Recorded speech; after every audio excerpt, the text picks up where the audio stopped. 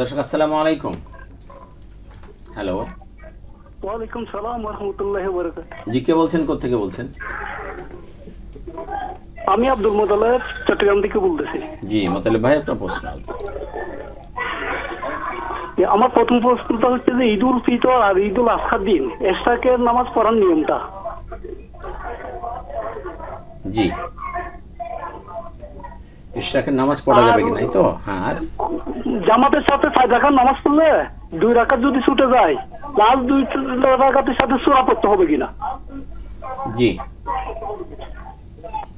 আপনি আমাদের সাথে থাকুন, ইনশাল্লাহ আমরা জবাব দেব। আমি মাওলানা হুসাইন আহমদ সাহেব আপনার কাছে আসছি। আমাদের প্রশ্ন নিয়ে আসি। মোতালেব ভাই আব্দুল মোতালেব ভাই চট্টগ্রাম থেকে তিনি দুটি প্রশ্ন করেছেন, আপনি শুনেছেন। প্রথম হলো ঈদ উল ফিতর ঈদ উল আজহার দিনে আমাদের ইশরাক নামাজ পড়া যাবে কিনা, এই প্রশ্ন।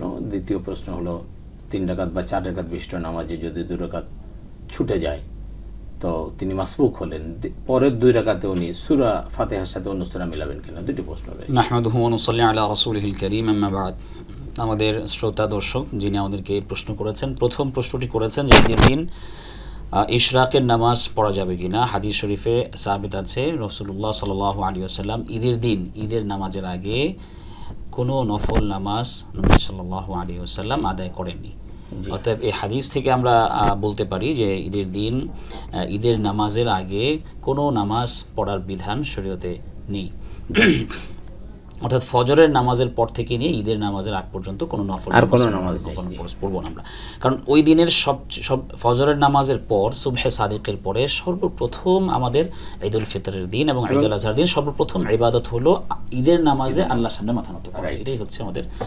দ্বিতীয় প্রশ্ন যেটা তিনি করেছেন সেটা হলো যে 4 রাকাত বিশিষ্ট নামাজে যদি কেউ 2 রাকাত মাসবুক হয়ে যায় অথবা 3 রাকাত বিশিষ্ট নামাজে 2 রাকাত মাসবুক হয়ে যায়, তাহলে বাকি যে 2 রাকাত সে আদায় করবে, তাহলে তখন তাকে অবশ্যই সূরা ফাতিহা পড়তে হবে এবং সূরা ফাতিহার সঙ্গে কেরাত মেলাতে হবে। কেরাত পড়া ওয়াজিব। জি। তো অর্থাৎ আপনার প্রথম 2 রাকাত ছুটে গিয়েছে, আপনি বুঝতে হবে যে আপনার প্রথম 2 রাকাত ছুটে গিয়েছে, সুতরাং প্রথম থেকে আবার শুরু করবেন। আর প্রথম থেকে শুরু করলে অবশ্যই আপনাকে সূরা ফাতিহার সাথে অন্য একটা সূরা মিলাতে হবে, এটা আপনার জন্য